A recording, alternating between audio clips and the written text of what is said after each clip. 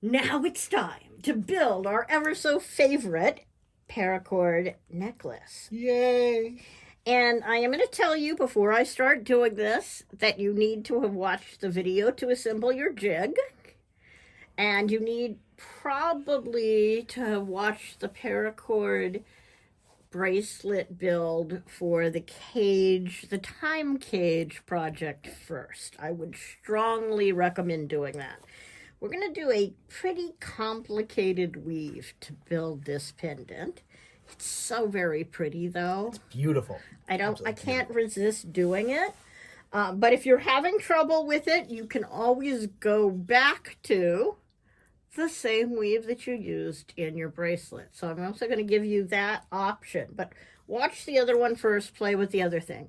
Now, the best thing about paracord is you can take it apart and do it again and again and again and again And again. and again. And you don't even have to do the time warp. And you don't even have to do the time warp, although you might take a step to the left and a jump to the right. So I'm going to open up my paracord bag here. This bag actually has two 15-foot pieces of paracord in it and one buckle. So, very long piece of paracord. You're just going to unknot it and unwind it, and we want to straighten it out and get our two nice pieces of paracord all nice and happy all together. And the first thing you need to do, now that I've dropped that tail on the ground, is figure out how long you want it to be. So if you put it around your neck where you think you want it to be, Coyote, we'll see what we think we want. Now remember, your necklace is going to hang pretty low, so you may not want to go as low as you think you do. But we can go with that. What do you think? I think that's probably going to be pretty good right now. Okay, so let's loosen it up. Let's pull it off. Let's see. Out of the ponytail. Okay, so we're... To right there, basically, though, right? You weren't end to end. Right. So end to end, we'll go like that. Okay, so what we're talking about is he really wants it to be just a little longer than my 12 inches on my jig. But it's okay. Not a problem. We're going to go to 14 inches. But I'm going to show you why this jig is so cool in a minute. All right. Exciting. Okay, so we want to go... We're all going to remember, as we look at this, that we went about yay much out the end. About this much. About this much, right, okay? So, here's what we're going to do to start with. We're going to take our buckle into two pieces. Actually, I'm not going to yet. I will in a minute. Okay, where's my other end? Two ends of the paracord are going to go through one side of the buckle. Yay! Exciting. Stuff is happening. Stuff is happening. It's all very good. And then, if I can get the other two ends of my paracord loose, I'll be back in the frame in a minute, I promise.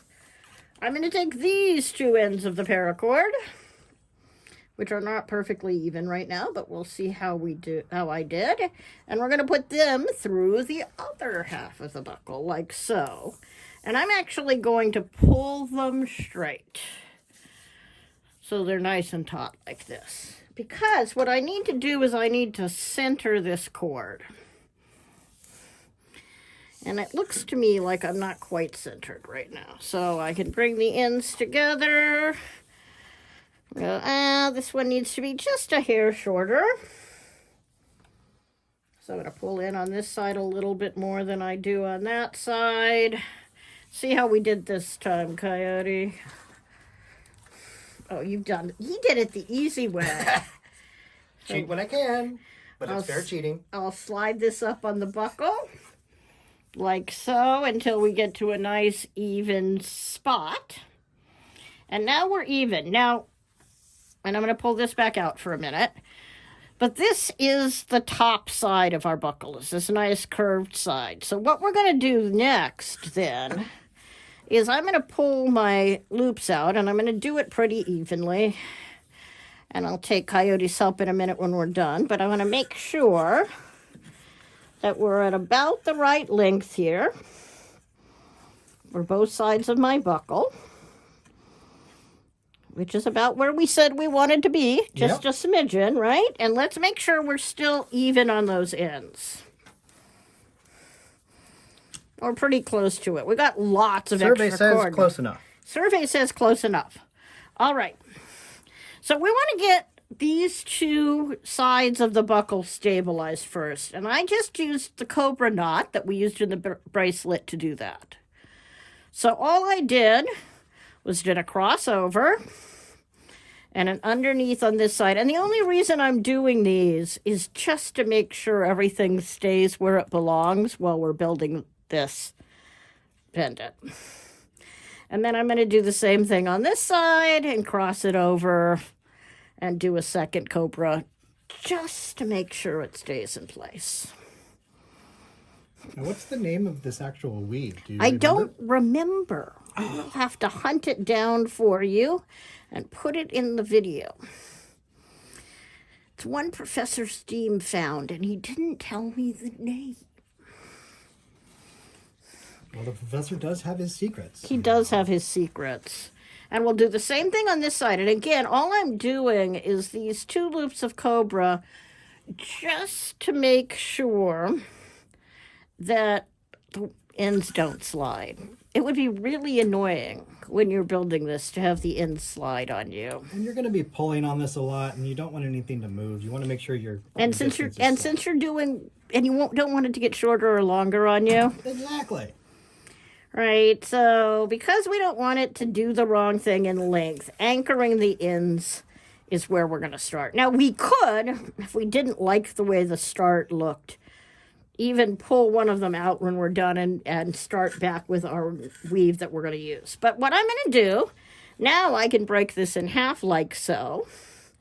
And the way the jig works is it actually has two ends that will fasten your bracket connectors. So all I need to do, yes? I'm wondering if before we do this, because this is our cord, right, that we just yes. tied off, you could probably take another look just We to should make sure check it. It's the right length.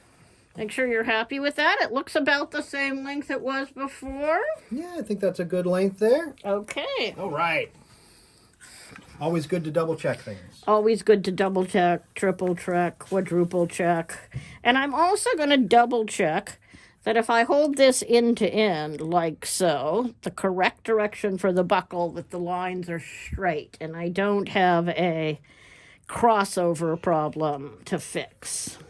So now I'm just going to take this through here and I'm going to clip the buckle in to my jig to hold it still. Awesome. Make that really easy for me.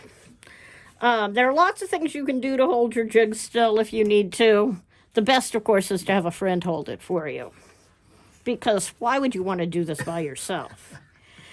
Now, I did mine with the X's and the slashes here in black. You can do them the other way, but I like having that there. So what I'm going to do is I'm going to make a little S, like so. And I'm going to cross over the center, and then I'm going to pull my black out. And I'm going to pull that up and pull down against it in the middle here.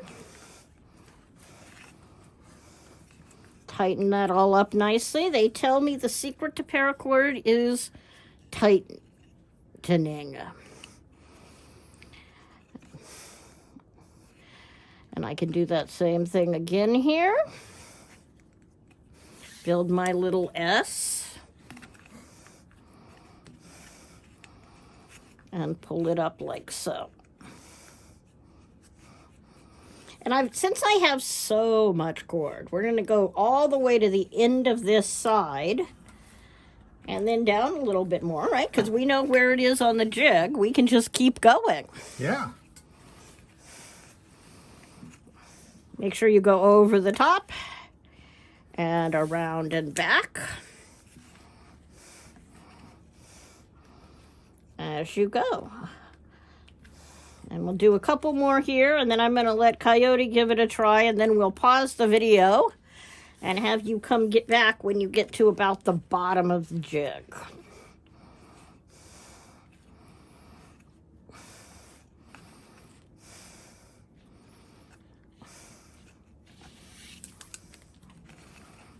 so much easier on the jig. You can do this holding it in your hand, and if you'd rather, it's fine, but it's so much easier on the jig.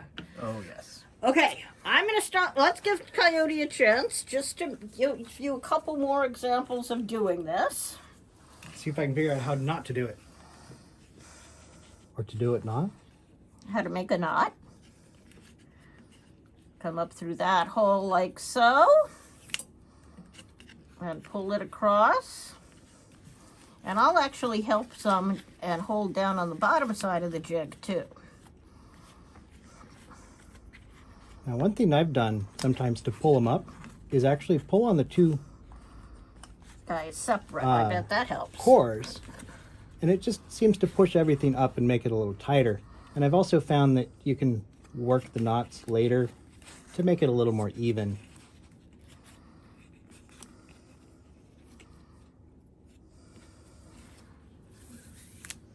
It's not too hard.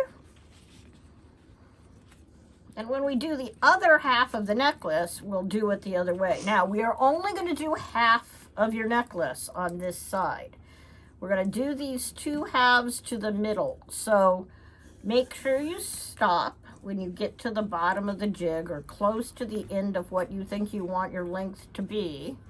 And we'll show you how to finish up this one side and how to start on the other side.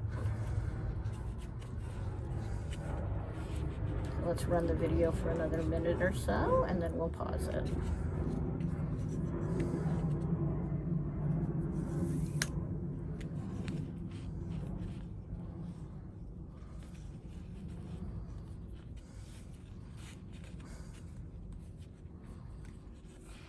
You want to hit stop? All right, I'm getting pretty near the end here. I'm also getting near the end of my cord, which is about what I expected on this if we do a really long piece. If you did a piece that was shorter, you'd have more cord left over when you got to the end or the bottom. But I'm going to go ahead and finish looping this.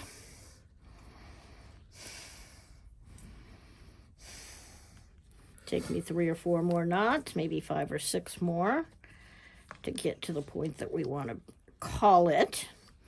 And you want to make sure you leave yourself a little bit of cord at the end to loop it through and tie it.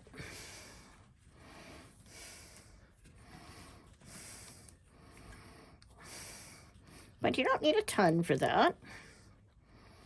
So I'm going to go back to my other end. How are we doing? Yep, we're still doing good. Yeah. So with this one, I think what's going to happen here is I'm not going to get quite to the end of where I want it to be, but that's not a problem because it all loosens up nicely as well. We've been building and pulling it tight to make it all perfectly even, but we can loosen it back up if we want to. We need to fill in any holes, which isn't a problem at all as well. So I think I've got enough cord to do 1 or 2 more here and give myself some room at the end, which is different than room at the end.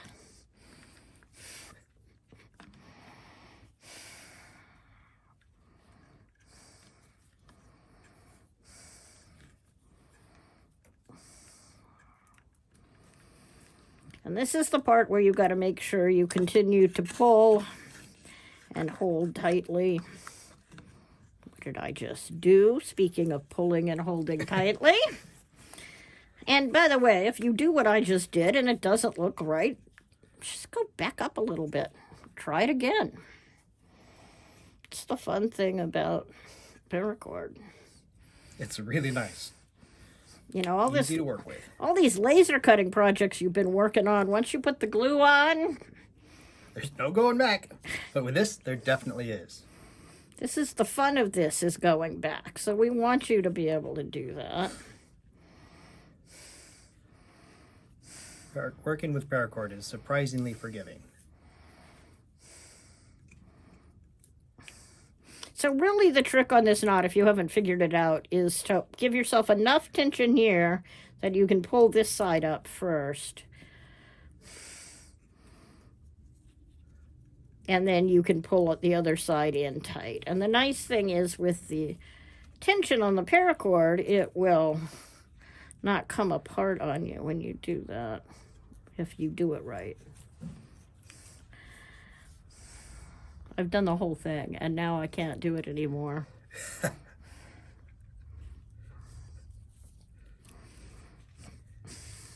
There we go. All right. That's probably all I want to do.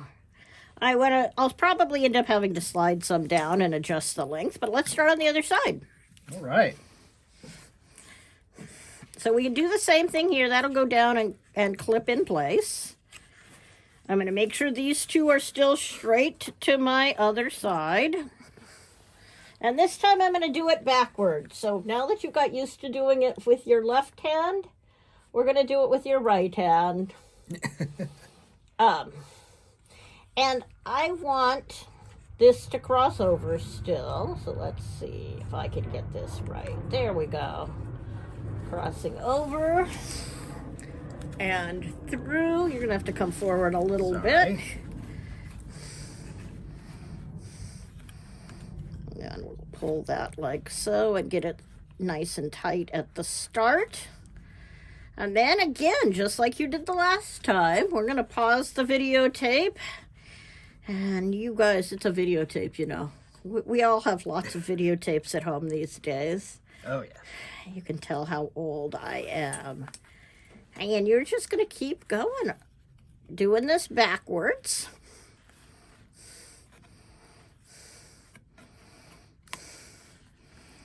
And tightening it up as you go.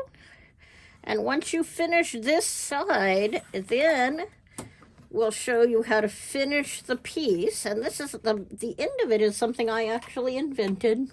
Ooh. Because nobody makes paracord in wood. So I had to figure out how to make the paracord talk to the wood and connect to the wood. Okay, so we'll show you how to attach those two things together. So go ahead and pause here and come back and we'll show you the next step. Okay, now that we've got it all braided, you're going to notice we've got a couple of issues here we got to decide what we want to do with. The first one is I did not get it centered. But I think that's a little bit enough off that Coyote will be fine with wearing it if it's not perfect on his neck. So we're going to leave it that way. And the other thing we need to decide is, do we want it to be all super tight together and just have tails come down here in the middle and make it more tail-like? Or do we want to get it spread out all the way to the middle? And I'm kind of voting for spread it out just a little bit. So I'm just going to pull down here and even things out a bit. But if you do leave the strings in the middle, I mean, hey, your 50s rockets typically were all carried through the screen via cables. Yeah, they were. So anything Flash Gordon... They also were perfectly visible, so it's fine for them to be perfectly visible. It absolutely is. Nobody will complain about visible strings on your rockets as you go. But I kind of like it spread out like that. What do you think? Spread it out. It's a great way to make it even out, and so it looks a little more consistent throughout. And the stuff moves a lot, so it's very forgiving. You can make it look real pretty and real even through it with just a little bit of effort. And then what I didn't show you was the backside. Did you flip that one over, Coyote, and show them how cool the backside looks? So the backside of that is all this nice, even lines across it. And one of the easiest ways, if you're spreading it out, to tell that you're doing a good job is to get these lines nice and even. That'll mean the fronts are even as well. And so now I'm all spread out all the way down to the bottom. I might want to spend a little more time adjusting, but my pieces are all coming down right here. So I'm going to do a couple of different things. You'll notice that all I did was tuck in the ends on this. For a couple reasons, but that's all I did here. So I'm going to go grab our Wobble Rocket. And this is all set with the outsides out like so. So we should be good to go. And what I want to do is I want to go through and across. So I'm going to come back from the front on both sides, but I'm going to cross over and tie them to the other sides to give it some strength and stability in the middle. I could optionally, if I wanted to, come back up on the other side and tie it up here. But I like the clean look of just one line through on each side. It's really up to you what you do at this point. So let's flip it over. And again, I've got these two ends. And I want to take this guy here and I want to tie it to this one. So I'm going to start with a square knot here. Make sure it's flat when you do this, though, so that you've got space. And at that point, I can just take these ends and weave them all the way back up into the necklace. They'll be on the back side. Nobody will see them anyway. And I can do that exact same thing here on this side. Now, if you've already become an expert at trimming and flaming, and I'm sure some of you have, then you may say, oh no, Lady Steam, this is just too ugly for me. I do not want knots on the back of my beautiful necklace. I'm going to do something different. You could just as easily tie a single knot here and then attach those two ends together and flame them together. But you don't want to lose your necklace. If you are going to flame it, you probably want to weave up a little bit in there just to give a little extra strength on it. So all the stress isn't going right where it's melted. Now, the other option is just to tie a single knot like this, and either using a needle if you have one, or just directly if you don't. Feed them up even just a couple. Ooh, he's going to hand me the screwdriver for this. Use a little screwdriver, something nice and stiff to kind of loosen the knot a little bit and get it in there. And then you'll be able to tighten it up after. And if you come up even just a couple and you want to shorten it, you can just come up a couple here, even with just that single knot I have right now.